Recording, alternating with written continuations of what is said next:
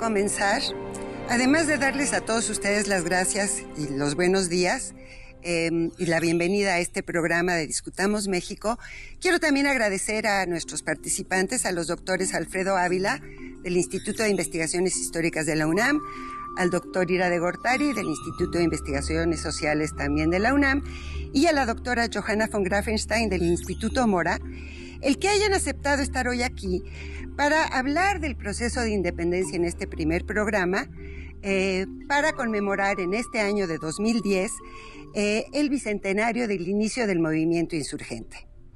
La temática que vamos a discutir en este primer programa es el de los precursores, o sea, los personajes y los movimientos que de alguna manera prefiguran, anuncian esta independencia. En este momento me gustaría que en una primera instancia se hablara de la Revolución Haitiana, que la doctora Johanna von Grafenstein también conoce. Es un caso único en la historia mundial, la única revolución de esclavos victoriosa. Es la segunda independencia en América después de la norteamericana.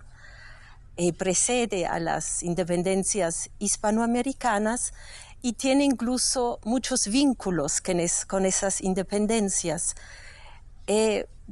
Quizá hablaré muy brevemente, en palabras clave más bien, de este proceso que se inició en 1789 con la Revolución Francesa, cuando los blancos de esa colonia francesa en el Caribe buscaron participación y mayor autonomía en lo político y comercial y administrativo, que después será seguido por un movimiento por la gente de color libre, los mulatos, que buscaron su igualdad política y civil con los blancos, y que será seguida, culminada por esa gran revolución de esclavos que estalla en el norte de la isla, la zona más fértil, más productiva.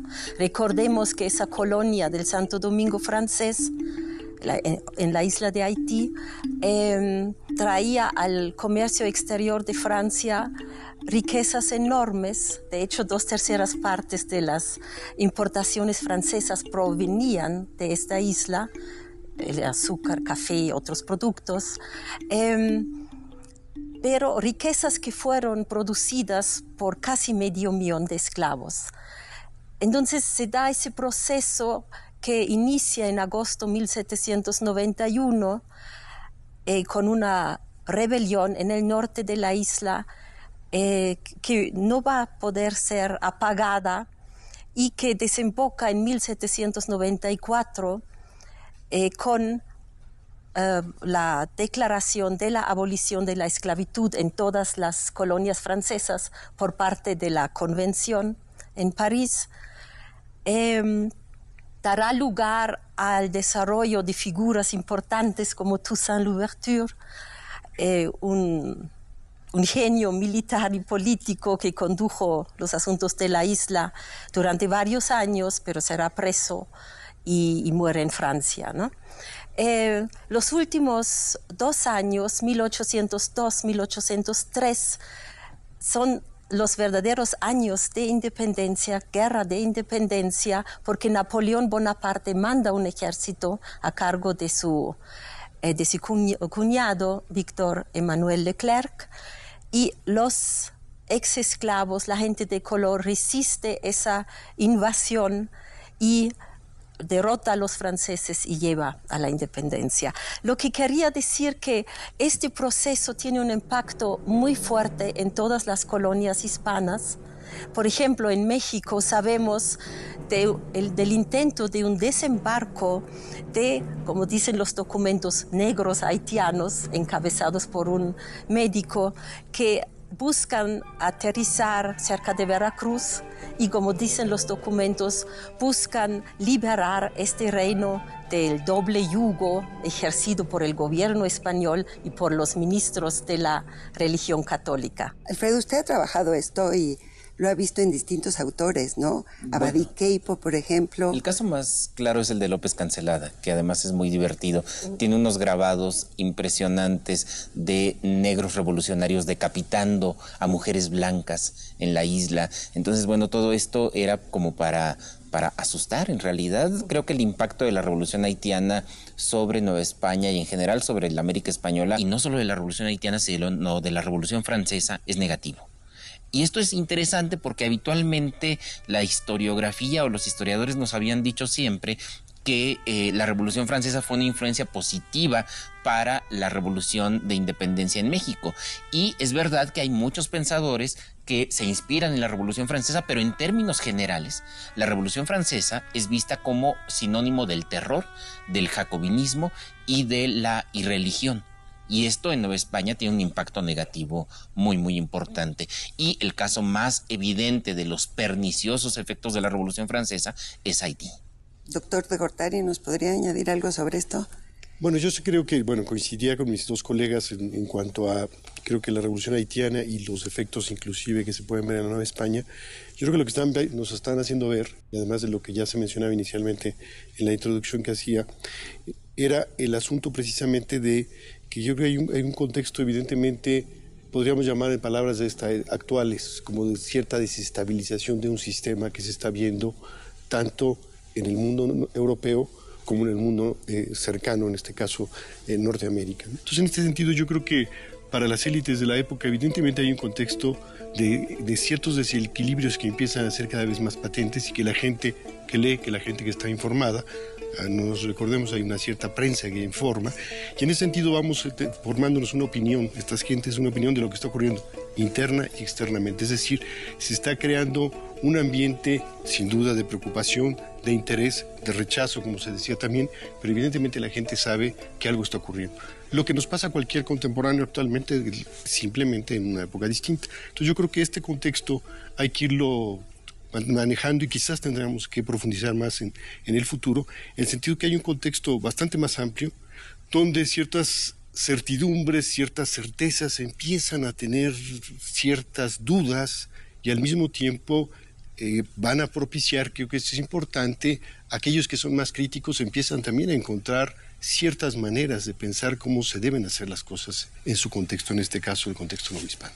Hay un tema interesante que me gustaría también agregar, y es que efectivamente la revolución haitiana genera mucho miedo, y el miedo tendrá, creo que dos reacciones. Por un lado, algunos individuos como López Cancelada, que se refugian en el statu quo, que dicen no hay que tocarlo, hay que mantener el statu quo, pero también otros pensadores como el obispo Antonio de San Miguel, como Abadí Queipo, que ya lo mencionaba hace un momento, que dicen, bueno, es que si no queremos que esto pase en Nueva España, hay que introducir reformas. Y eso también es interesante, porque algunos dicen no hay que tocar nada, y otros ya empiezan a pensar en la necesidad de introducir reformas, de abolir esos sistemas de distinción por nacimiento, los sistemas de castas, abolir los tributos. Antonio de San Miguel, el obispo de Michoacán, estaba preparando un memorial en este sentido en 1804, el año en que murió. Y esto es interesante porque Antonio de San Miguel es nada menos que protector de Miguel Hidalgo. Miguel Hidalgo es un nombre muy cercano a San Miguel, y por supuesto a Abadí Queipo, que también lo influye mucho.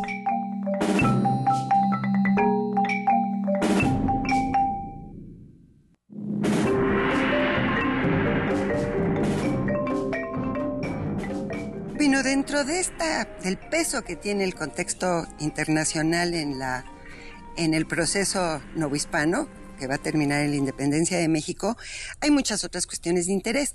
Una que es primordial, me parece, y que necesitamos abordar aquí, es ese otro proceso revolucionario que ya lo andaba yo adelantando hace un ratito al hablar de la revolución haitiana, que está muy directamente vinculado con el nuestro, que es la revolución hispánica, la que ahora llamamos revolución hispánica, y que antes, yo creo que, siempre insisto en esto, quizá con más tino, historiadores como Lucas Alamán o Justo Sierra le llamaron la revolución española, ¿no? Este proceso que se da en la península ibérica con la invasión francesa, con la caída de la monarquía española, y que pues va a ser el origen de las revoluciones de independencia americanas, ¿no? De la América Española, porque ya Johanna nos ha comentado lo que ocurrió en Haití, ¿no? Y bueno, es una revolución que de una u otra manera hemos trabajado todos los que estamos aquí. Entonces, bueno, sí me gustaría pedirle al doctor Ávila que nos hiciera algún comentario sobre esta revolución hispánica y su impacto en el proceso novohispano, ¿no? Del que es parte, de hecho, el proceso novohispano. El proceso de la Revolución Española es un proceso de caída de una monarquía absoluta. Y empieza en realidad desde antes de 1808, que es la fecha clave. Ya desde mucho tiempo antes, España había venido perdiendo predominio, había venido perdiendo importancia en el contexto internacional, en la competencia bélica internacional. España estaba quebrada, estaba en bancarrota desde comienzos del siglo XIX. Su armada había sido hundida en Cabo San Vicente y en Trafalgar después. Y está vendida a Napoleón, o por lo menos esa es la impresión que le deja a mucha gente. Desde 1803, Carlos IV firma un convenio con Napoleón para pagarle a Napoleón para no entrar en guerra con Gran Bretaña. Esto nos habla ya de una monarquía desesperada, de una monarquía que está en una situación muy dramática. Un año después, el propio Carlos IV, para obtener dinero, hace la famosa consolidación de vales reales, que obliga a la Iglesia en América y en particular en Nueva España, que es la colonia más rica, la obliga a enviar sus capitales a la corona. Y como la Iglesia en América no tiene capitales porque es la prestamista, esto impacta en los productores, se cortan los créditos. Es una situación muy dramática y que además genera mucho enojo, creo que por dos razones. Primero, por la manera como se lleva a cabo este proceso de consolidación, que parece que fue muy arbitrario, muy duro, muy violento. Y otro, porque tampoco queda muy claro a dónde va este dinero. Porque este dinero parece que en realidad está yendo a las arcas de Napoleón o está yendo a banqueros extranjeros. Y en España, por lo menos, ya se empieza a asumir que se está vendiendo el reino a Napoleón. Y esto se corrobora, esto queda corroborado para la mente de aquellos españoles, cuando en 1808 Napoleón, desde el 7, Napoleón entra a través de España para ir a someter a Portugal y ya no sale. Napoleón se queda en la península ibérica, una serie de conflictos familiares en la casa gobernante en España, en la Casa Real Española, producen finalmente que los dos, el monarca Carlos IV y su hijo, pretendiente al trono, el príncipe de Asturias Fernando VII, abdiquen, renuncien a sus derechos ante Napoleón. Y esto es verdaderamente escandaloso. Cuando uno lee la declaración de Fernando, el futuro Fernando VII, diciendo: sí, renuncio a mis derechos a cambio de un castillito, terrenos, una pensión anual, está vendiendo sus derechos al trono. Y esto va a ocasionar en España una crisis sin precedentes, porque se cae este gobierno, y cuando se cae el gobierno habrá que formar otro u otros. Y aquí es donde viene el problema, que en 1808 se formarán por lo menos 25 juntas gubernativas en España, juntas que dicen que gobiernan en nombre del rey. Y el problema es, bueno, ¿y cuál es la buena? ¿Cuál es a la que hay que obedecer? Los británicos se van a topar con ese problema cuando los británicos tratan de ayudar a los españoles, ¿con cuál van a negociar? Pero los americanos también se van a topar con ese problema. ¿A cuál junta vamos a obedecer? ¿A la de Sevilla, a la de Oviedo, a la de Madrid, que cae muy pronto, la de Aranjuez, que también cae pronto? Algunos americanos van a decir: a ninguna. Vamos a formar mejor nosotros nuestras propias juntas. Y esto sucede en Caracas, esto sucede en Buenos Aires, esto sucede en los Andes. Es un proceso muy interesante de formación de gobiernos propios en la península ibérica, pero también en América. Eventualmente tratará de haber soluciones a este problema, y la solución más importante, por lo menos para la Nueva España, es la del establecimiento de la Junta Central, una junta que pretende reunir a todas las juntas españolas menos a las americanas, y después la reunión de las Cortes, unas Cortes extraordinarias que harán una constitución para solucionar el problema de la legitimidad en España. Unas Cortes que también hay que decirlo, son tal vez la solución más importante para Nueva España, pero no es la única solución, y esto no quiere decir que sea un gobierno que todo el mundo haya aceptado. La verdad es que la regencia de Cádiz y las Cortes de Cádiz también son cuestionadas por muchísimos en Nueva España, en la propia España y en América Central y América del Sur. Muchos en América del Sur dirán, yo no reconozco a un grupo de comerciantes en Cádiz que a través de una regencia convocan a unas cortes en las que los americanos apenas tenemos representación. Entonces, esto también es interesante porque nos habla de un gobierno muy precario. No hay un gobierno español. ¿Cómo es esto de la lealtad novohispana si lo ponemos en el contexto americano, no? Esta severa crisis que vive la monarquía, evidentemente visto, y como lo veríamos ahora, esta crisis política en la que empieza a hacer expandirse y empezar a ser conocida en el mundo hispano, y en particular en Nueva España, sin duda es algo que tiene, lo hemos visto como cualquier crisis política, visto en los ojos de los habitantes de esta Nueva España, como que no son tan distintos a nosotros cuando una crisis política empieza a vislumbrarse. Y sobre todo, lo que es importante es cuando empieza a ser conocida en Nueva España. Porque hay un problema que habría que mencionar. No tenemos lo instantáneo de la noticia que tendríamos. Esto es paulatino en la medida de la distancia, los tiempos de distancia de la época, que tarda en llegar la noticia a Nueva España, 2 meses, sí. Y que al mismo tiempo también tendríamos que tener claro cómo esta noticia empieza a expandirse en Nueva España, es decir, es un proceso relativamente lento, respecto a nosotros muy lento, en el cual esta noticia empieza a ser conocida. Ahora, yo creo que lo que está haciendo es precisamente atacar a uno de los cimientos de la monarquía española, que es la monarquía misma, la cabeza de la monarquía, entre un usurpador que es Napoleón y su hermano en este caso. Entonces, esto evidentemente va a suscitar en Nueva España toda una serie de respuestas muy diversas. Es decir, podemos ver todo un escenario muy, muy importante de cómo es una crisis, nos muestra cómo reacciona una sociedad. Y en este caso, cómo son las articulaciones internas de la sociedad. Por un lado, evidentemente, la lealtad, es decir, la lealtad a una monarquía a la cual la Nueva España ha estado sujeta durante más de 200 años, casi 300, y en ese sentido, este asunto realmente va repercutiendo en diferentes esferas de la sociedad.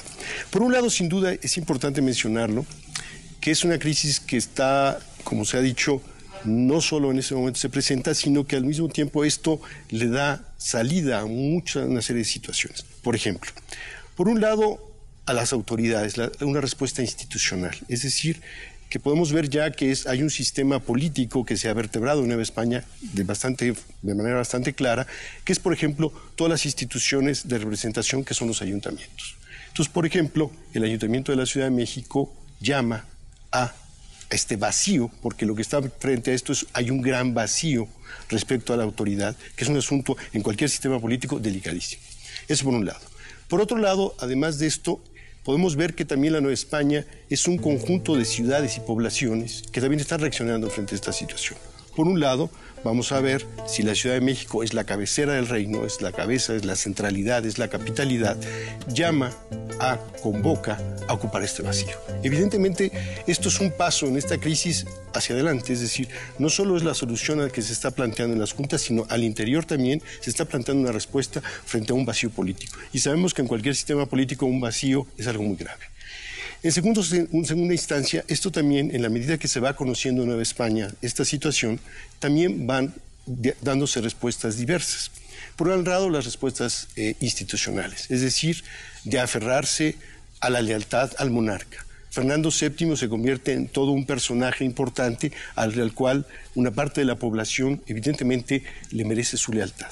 Es una decir, gran parte, ¿no? Una parte importante, y en el sentido simplemente de que es un personaje tan popular que efigies, retratos de Fernando VII recorren Nueva España desde las grandes ciudades, medianas ciudades y pequeñas poblaciones. Es decir, hay una gran lealtad frente a un sistema que parece que está entrando en una situación de gran crisis. En segundo lugar, esto también se va viendo en la Nueva España, que no solo es la Ciudad de México la que va a convocar a esta reunión de cabildos, y ellos van a ser los que van a encabezar este vacío, o es una de estas pretensiones, sino al mismo tiempo lo que se va a ver es en diferentes partes de la Nueva España pronunciamientos a favor del rey en este sentido, en desgracia. ¿Qué hace ver entonces que es una sociedad en términos de las élites, evidentemente, sobre todo, que están inquietas, cada vez más inquietas de lo que está ocurriendo?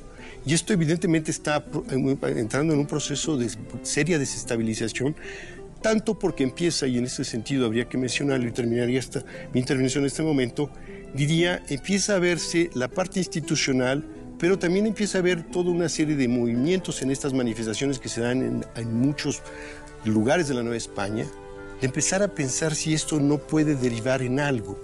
Lo que tenemos de testimonios de la época es algo de que se habla textualmente de una rebelión popular.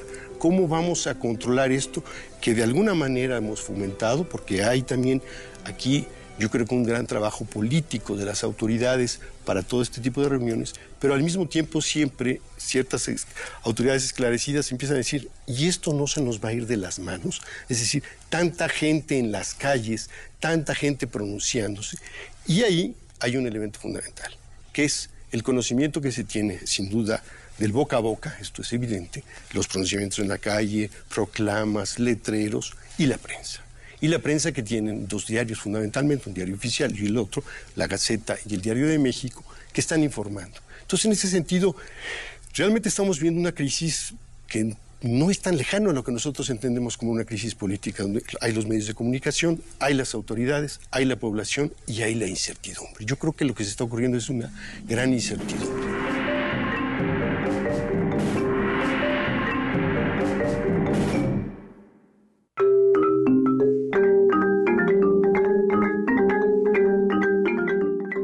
Realmente estamos viendo una crisis que no es tan lejano a lo que nosotros entendemos como una crisis política, donde hay los medios de comunicación, hay las autoridades, hay la población y hay la incertidumbre. Yo creo que lo que se está ocurriendo es una gran incertidumbre. Johanna, hace poco coordinaste un número sobre qué ocurrió en 8 en toda la América española. ¿Cómo ves el caso novohispano en relación con otros? ¿Empieza ya a marcarse una diferenciación en el proceso? ¿Se empiezan a marcar nuevas vías, distintas vías? Bueno, yo creo que hay similitudes y diferencias en ese proceso de establecimiento de juntas de este lado del Atlántico, ¿no? Con un discurso justificativo, de hecho muy similar al que se usa en España misma, en la península, ¿no? Es decir, el establecimiento de juntas como depositarias de la soberanía en ausencia del rey, con base en la necesidad de defender el rey que está cautivo, ¿no? En la opinión pública se presenta así, el rey Fernando en desgracia, cautivo, el deseado, ¿no? Y además en defensa de la patria, incluso se dice, y de la religión católica. En cuanto a similitudes, tenemos otras capitales de provincia en Hispanoamérica donde se da una oposición fuerte entre peninsulares y criollos, como sí surgió en México, en Quito, por ejemplo. En cambio, en otros lugares, las juntas que se establecen a iniciativa de los ayuntamientos, de los cabildos, se establecen por iniciativa tanto de peninsulares como de criollos. Eso es o se intentan establecer, porque muchas veces no se logran establecer, ¿no? Como en La Habana, por ejemplo, o en Caracas, ¿no? Allí podemos ver diferencias, ¿no? Lo que yo quería quizá decir también, lo que diferencia la Nueva España y América del Sur, es, por ejemplo, la presencia de un factor externo que es Carlota Joaquina, ¿no? La hermana de Fernando, que se casó con Juan VI, ¿no? El rey gerente de Portugal, pero viviendo en Río de Janeiro, ¿no? La corte portuguesa, ante el peligro de la invasión inglesa, se trasladó a América, ¿no? Y Carlota Joaquina, en el momento de la ausencia del rey, tiene la ambición de asumir asumirse como heredera del trono español. Entonces inicia una serie de maquinaciones, interviene en el Río de la Plata, manda emisarios al Perú, etcétera, con este fin, ¿no? Es otro factor que no juega en México, ¿no? Pero en América del Sur es importante, ¿no? Y el otro es el miedo a los franceses, ¿no? Muchas de las juntas se establecen porque temen, la gente teme, las élites temen que las autoridades constituidas puedan entregar los territorios a los franceses, ¿no? Yo sí siento, no sé si estarán de acuerdo mis colegas, pero sí siento que es el momento en que se empiezan a diferenciar los procesos americanos de independencia, y también creo que el caso más extremo con mucho de estos procesos, el más diverso quizá de todos estos procesos americanos, es el nuestro, el de la Nueva España, porque pues sucede algo que no sucede en otros territorios de la América Española, que es la ruptura del pacto colonial, ¿no? La ruptura del sistema, ¿no? Y es una ruptura que para mí es interesantísima, para mí es el disparadero principal de todo el proceso, que es el famoso golpe de Estado que dieron los peninsulares el 15 de septiembre de 1808. Es el primero de los septiembres que deberíamos de celebrar, ¿no? No celebrar, conmemorar. Conmemorar, perdón, si tienes toda la razón. El primer septiembre que habría que conmemorar, el 15 de septiembre de 1808, seguiríamos con el 16 de septiembre de 10, después el 13 de septiembre de 13 y finalmente el 27 de septiembre de veras, septiembre es el mes de la patria, por algo, ¿no? Bueno, sí quisiera que habláramos de esta ruptura, de este golpe de Estado, que a todos nos ha interesado, ya que es el caso novohispano. ¿Cómo se da? A ver, doctor de Gortari, ¿qué nos podrías comentar sobre el golpe de Estado, no? Habría que ver que la crisis misma del 15 de septiembre, que sería, digamos, el punto final de algo, digamos, yo en el imaginario de estas gentes, en el proyecto de estas gentes, era cortar de raíz con algo. De algo que ya tenía, insisto, visto en contexto, algo en lo cual parecía se estaba yendo de las manos. Y esto creo que es lo que está haciendo. Las propias autoridades empiezan a funcionar en forma no precisamente muy clara. Por un lado está el Ayuntamiento de México como lo más preciso, es decir, que había decidido tomar las riendas de la Nueva España. Entonces esto lo conocemos bien. Un ayuntamiento que tiene esa legitimidad como tal de tomar las riendas del asunto. Pero el mismo virrey empieza a ser sospechoso, es decir, empieza a haber un asunto de que las élites no tienen muy claro dónde van. Y hay grupos, porque sabemos que en este tipo de crisis, pues hay diferentes grupos con manifestaciones distintas. Llamemos ahora la línea dura y la línea no tan dura y la línea un poco más que mediatiza, que trata de llevar las cosas. Y entonces la línea dura es la que acaba ganando muchas veces en estas situaciones. ¿Y qué es lo que pasa exactamente así en el 15 de septiembre de 1800? Los grupos más duros, peninsulares muchos de ellos, comerciantes entre otros, autoridades que también de altas autoridades, la Real Audiencia, una instancia importantísima, está absolutamente descontenta con esto y entonces va propiciando llegar a lo que tú mencionabas, es decir, de llegar al extremo, es decir, romper un orden establecido y en la cual se interrumpe una línea en el sentido de cómo se transmite la autoridad, en este caso del virrey. Y en ese sentido la crisis llega a un punto muy álgido, rompiendo con todo. Pero insisto, no solo tenemos que ver lo que ocurre ese día, que es muy importante, es decir, cómo van los acontecimientos desarrollándose en la historia política. Un día se puede volver clave, siempre es clave, pero hay muchas manifestaciones, que decía hace un momento, de qué está haciendo la población, qué no está haciendo la población, hay fidelidad o ya no hay fidelidad. Es decir, en ese sentido, en ese año se vive de una intensidad tal que evidentemente los escenarios son o uno muy radical, que es el que menciona, u otro.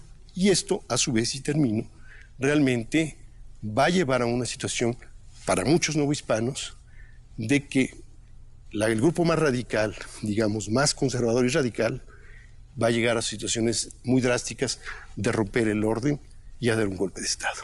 Y esto a muchos, como en otros movimientos mexicanos, lleva a estos grupos a decir, esta vía pacífica ya no funciona. Yo quiero insistir en el tema de la dificultad que había en ese momento para decidir a quién obedecer, que además es el problema fundamental de cualquier filosofía política. cómo obedecemos, cómo un pequeño grupo de personas se hace obedecer por un gran grupo de personas. Recuperemos las opciones. Se podía obedecer a José Bonaparte, porque además Carlos IV le entregó su trono. Es más, algo muy interesante, y en lo que hemos reflexionado poco, cuando llegan las noticias, cuando llegan las gacetas de Madrid anunciando que Carlos y Fernando renunciaron al trono, lo que decide Iturrigaray, con acuerdo de la audiencia, es publicar las noticias sin una sola nota. Eso puede significar, pues señores, esto ya es un hecho consumado. Lo acepto. Por eso el ayuntamiento dice, no, espérate, no obedezcas, en la primera representación, no obedezcas a Bonaparte, ni a Murat, el lugarteniente de Carlos IV, ni a ninguna otra autoridad que venga de España, aún siendo nombrada por Carlos IV. O sea, no hay que obedecer a nadie en España. ¿Por qué? Porque no estamos seguros de que Carlota Joaquina, de que la Junta de Madrid, de que la Junta de Aranjuez, de que la de Sevilla, de que José Bonaparte sean a los que debamos obedecer.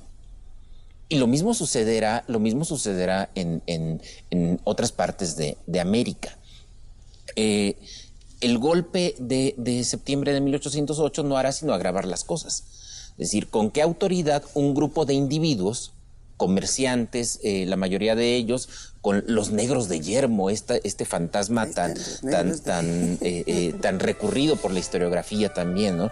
Los trabajadores de Yermo, que destituyen a un virrey que les gustara o no había sido puesto por el rey reconocido, y nombran a otro virrey? Bueno, si ellos pueden hacerlo, cualquiera puede hacerlo, y esto todavía le quita más legitimidad. ¿Y cómo obtuvo legitimidad el nuevo virrey? Pedro Garibay, que fue al que nombraron, pues reconoce a una junta española, a la Junta de Sevilla, que no tenía ni más ni menos títulos para ser reconocida que cualquier otra junta. Y la Junta de Sevilla dice, bueno, ya me reconociste, entonces ahora yo te reconozco como virrey. Es un juego muy, muy perverso de yo te doy legitimidad, tú me la das a mí. Pero eso no le da legitimidad a los actores políticos, particularmente porque ya no hay una aceptación y todo puede ser cuestionado. A mí me parece que ese es en términos políticos, es el hecho clave. Cualquier opción, incluso Fernando VII, con todo y que efectivamente hay toda esta lealtad hacia el rey cautivo, pero cualquier opción puede ser cuestionada. Todos han metido la pata. El propio Fernando, Carlos IV, Iturrigaray, los comerciantes que dan el golpe del 15 de septiembre, todos han cometido alguna cosa que les quita legitimidad. Y esto permite que surjan muchas otras opciones. Uno de los argumentos del inquisidor Tirado en contra de la propuesta de formar una junta en la Ciudad de México, en aquellos debates entre julio y septiembre de 1808, era que si se formaba una junta en la Ciudad de México, ¿qué impediría que se formara otra en Guadalajara? Y después otra en Monterrey, y luego otra en cualquier otro lado, desconociendo a la Junta de México. O sea, si ya no hay un referente único de autoridad, cualquier cosa está permitida. Y eso es lo que está sucediendo en 8.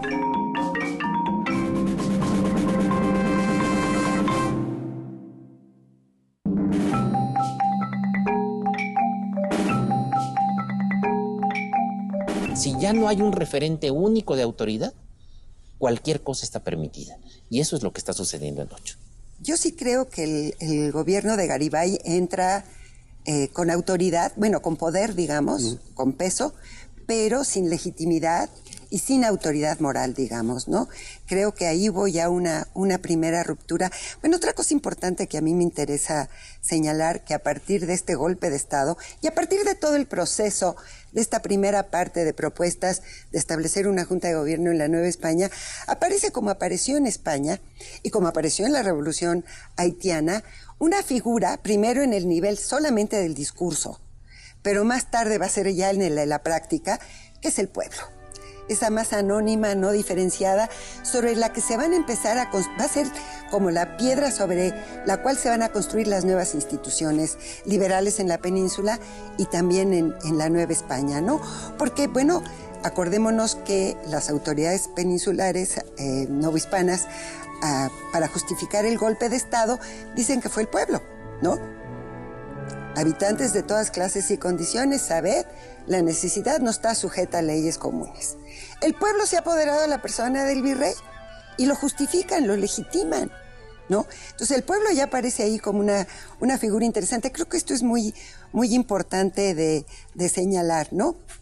Porque después va a ser muy utilizada esta figura del pueblo. Bueno, de hecho, referirme al artículo tuyo que se publicó en ese número conmemorativo de Secuencia, donde la doctora Guedea analiza un pasquín anónimo, un poema en el que un ranchero hace preguntas a su amigo de la ciudad, ¿no? Sobre qué pasó en la Ciudad de México. Y ahí surge el pueblo. El pueblo es el responsable, ¿no? Hay un juego de preguntas y respuestas que muestran que la gente común, incluso en la ciudad, estaba muy al tanto del golpe de Estado, ¿no? Que se llevó a cabo en la Ciudad de México. Estaba bien enterado, las noticias circulaban y se sabía además que esas fórmulas, el pueblo, escondían muchas cosas, ¿no?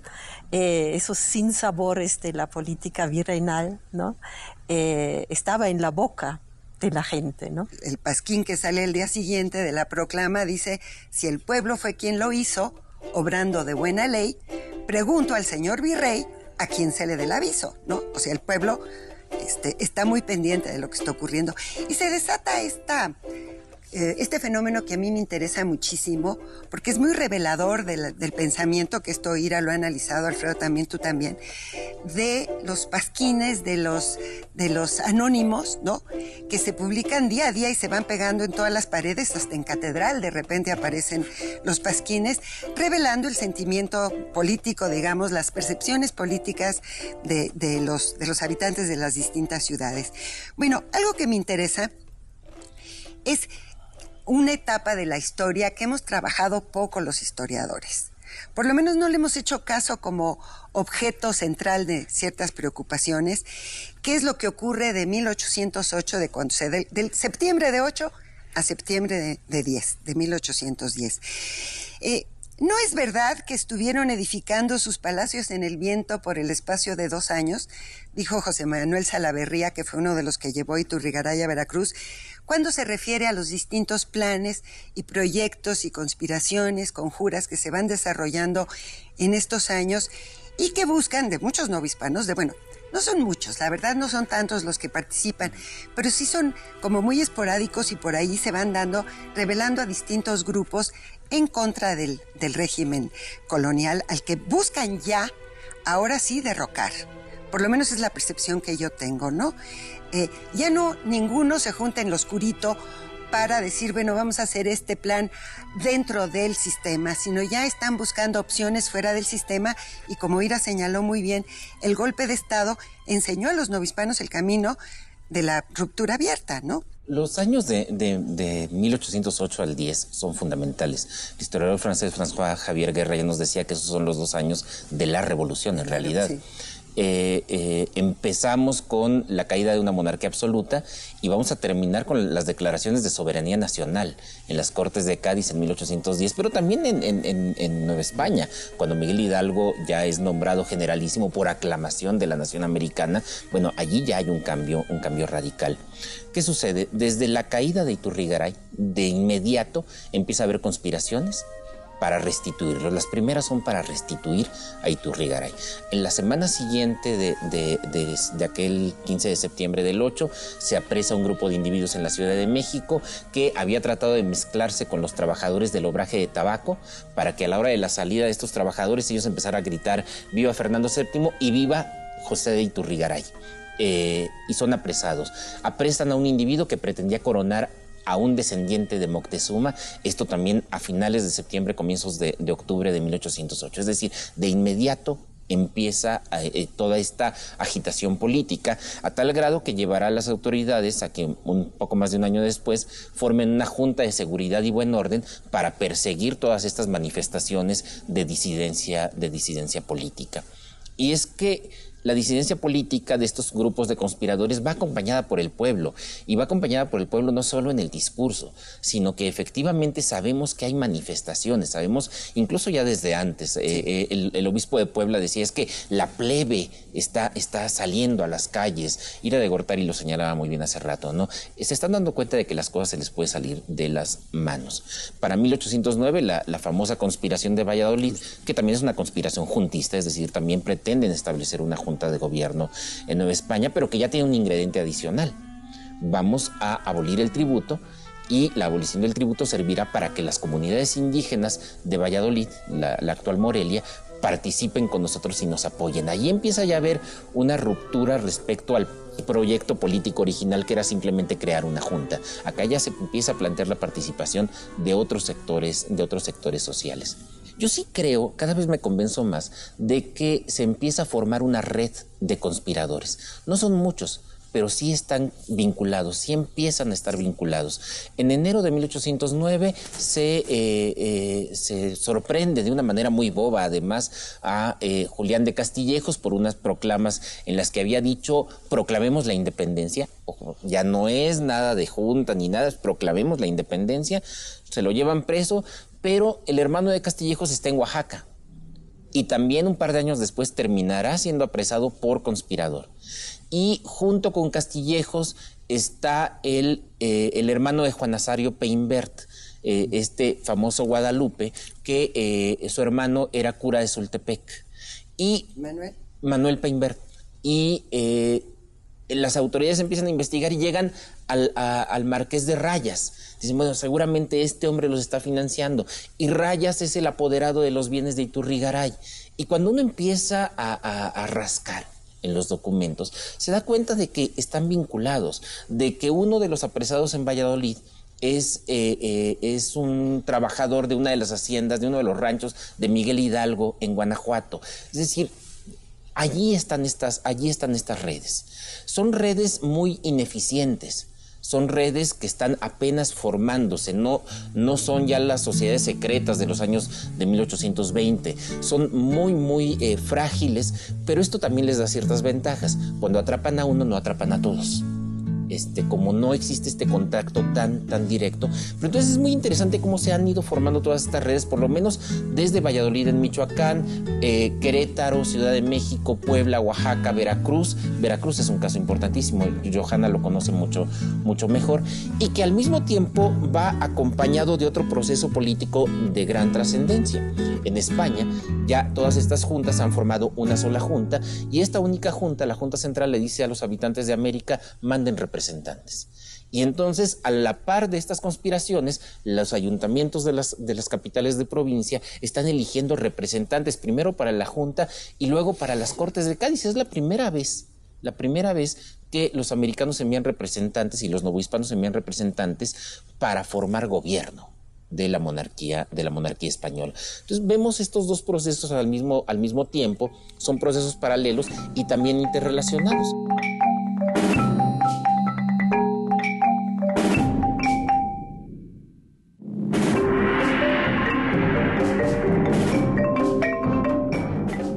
A la par de estas conspiraciones, los ayuntamientos de las capitales de provincia están eligiendo representantes, primero para la Junta y luego para las Cortes de Cádiz. Es la primera vez que los americanos envían representantes y los novohispanos envían representantes para formar gobierno de la monarquía española. Entonces vemos estos dos procesos al mismo tiempo, son procesos paralelos y también interrelacionados.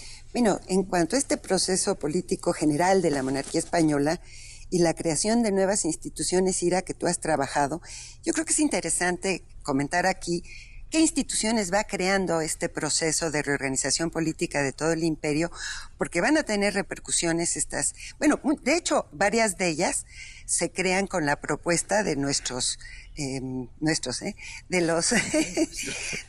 representantes en Cortes, de los representantes novohispanos en Cortes, ¿no? Entonces, si quisieras hablarnos de algunas de estas instituciones que se van creando en la península. Sí, bueno, yo creo que a este periodo, como se dice, digo que es clave y yo creo que hay que seguirlo pensando. En ese sentido de la que tú preguntas sobre la cuestión institucional, sin duda además, bueno, lo que está pasando además en la península cuando se forman las cortes, bueno, es una modernización impresionante desde el punto de hacer la política en este sentido, ¿no? Y hay una cosa que está atrás, que también ya se ha mencionado ahora, que me parece que no hay que perder de vista, que es, se hablaba Alfredo, de las redes. Yo creo que esto es importante, es decir, las redes, pero son redes de cabezas de poblaciones, es decir, está vertebrada la Nueva España. Yo insisto, esto es una cosa que me parece importante, tanto para información, vía la prensa, que también es una red de información.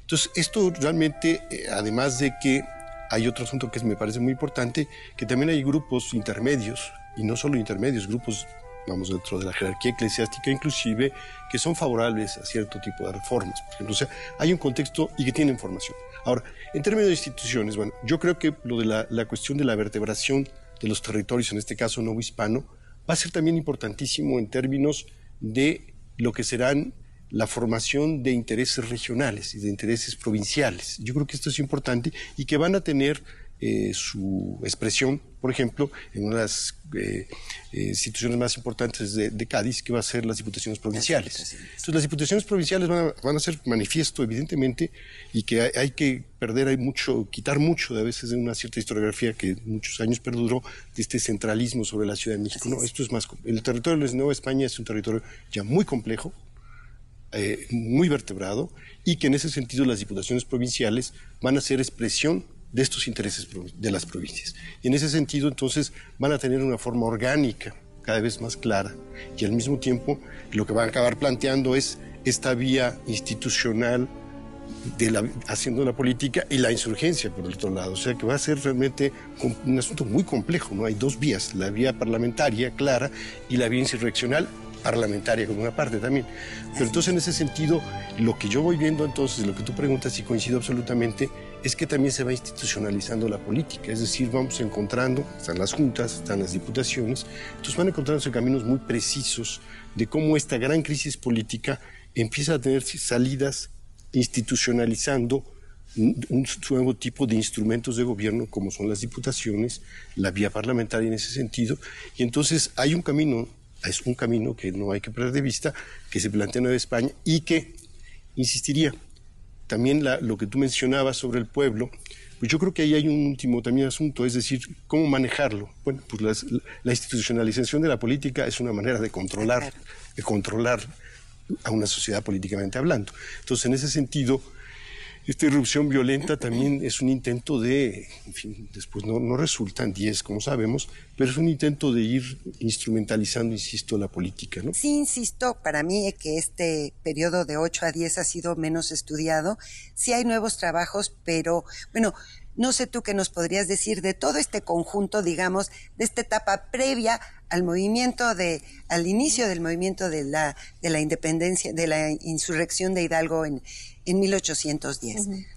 Bueno, yo diría que en las revisiones que se han hecho en las últimas décadas a la historiografía sobre la independencia, se ha resaltado mucho que la coyuntura, esos años bisagra, 8 y 10, son de alguna manera la expresión todavía de un régimen colonial, bueno, intacto en cierta medida, donde se manejan conceptos como soberanía, lealtad, pero también igualdad ya entre americanos y peninsulares, ¿no? En cuanto a la representación. Pero hacia el 10 cambia el panorama, ¿no? Se empiezan a establecer juntas de otro signo o ya los congresos, ¿no?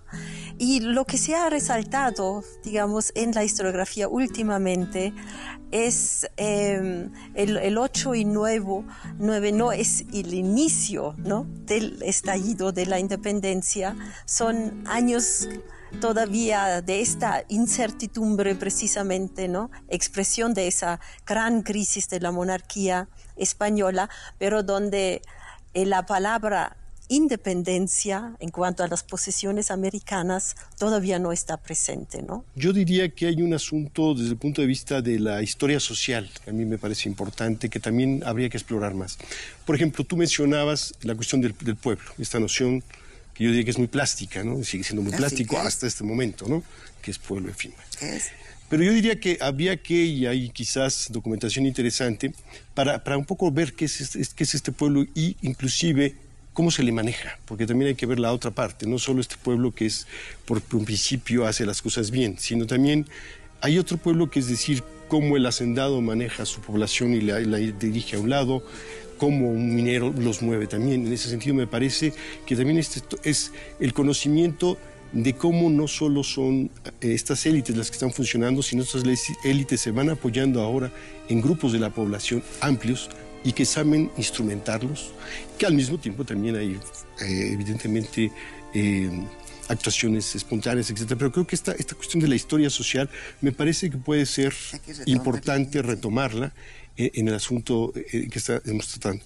Y al mismo tiempo decir, bueno, esta crisis, también yo creo que otro tipo de análisis desde el punto de vista de las crisis políticas de otra época comparadas, pues es interesante, perdiendo un poco a veces una situación un poco muy de un periodo sin duda importantísimo en la historia mexicana, pero comparar con otras crisis que también nos puede medir la magnitud de la crisis que fue este periodo, por lo menos antes de 8, después de 8, hasta 1810 y por lo menos hasta 1821. Yo creo que es un periodo que tenemos que alargarlo un tanto, ¿no? Yo creo que la principal aportación que ha hecho la historiografía es verlos desde una perspectiva más amplia. Sí. Entonces, lo que tenemos es la caída de la monarquía española en 1808 y, como lo ha visto la historiografía, una reacción de lealtad a la monarquía, de lealtad a Fernando VII, a los valores tradicionales, a la religión, que fue lo que caracterizó, por lo menos para la Nueva España, la actuación política de la época, aunque por supuesto que fue un periodo que permitió muchos ajustes de cuentas entre los distintos grupos sociales y económicos de la Nueva España.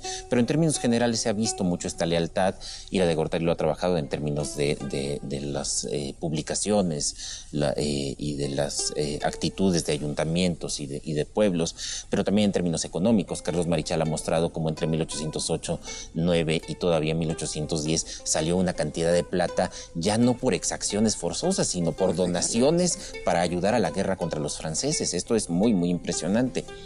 Y en términos de proyecto político, pues Virginia Guedea es quien mejor lo ha trabajado, que no hay un proyecto de independencia, sino un proyecto que los historiadores han llamado de autonomía, un proyecto de autonomía con el que debo decirlo, yo no estoy de acuerdo. Yo sí creo que aparece el término independencia. Desde Talamantes aparece en 1809, sí quieren la independencia. Lo que hay que entender es que no es la independencia de la monarquía española, sino la independencia de ciertos gobiernos que asumen que son los que mandan sobre toda la monarquía española. Creo que es allí donde tendríamos que hacer un poco de clic, entenderlo desde un punto de vista más político, y menos con el asunto de los imaginarios, que eso es algo que se ha estudiado mucho. ¿Son fernandistas? Sí, porque no ser fernandista implica ser bonapartista en 1808. Entonces, tienen que ser fernandistas, aunque no les guste Fernando. No pueden decirlo. Me parece que por allí es por donde podrían ir los estudios, ¿no? Se ha hecho mucho, se ha avanzado lo suficiente. Y otra cosa, y que tiene que ver con el nombre de este programa era Los Precursores. Yo creo que estos no son precursores, yo creo que estos ya están en el proceso. Realmente creo que hay mucho por hacer también yo. Gracias a Dios, cada época tiene que volver a escribir la historia, si no, ¿qué haríamos los historiadores? Qué bueno que se replantea, y sobre todo creo que es muy importante aprovechar la coyuntura que tenemos de este tan esperado y tan temido 2010 para los historiadores del proceso, que nos puede servir de punto de partida, bueno, de llegar a conclusiones, pero también de plantear nuevas cosas, ¿no? Creo que para esto sirven también las conmemoraciones.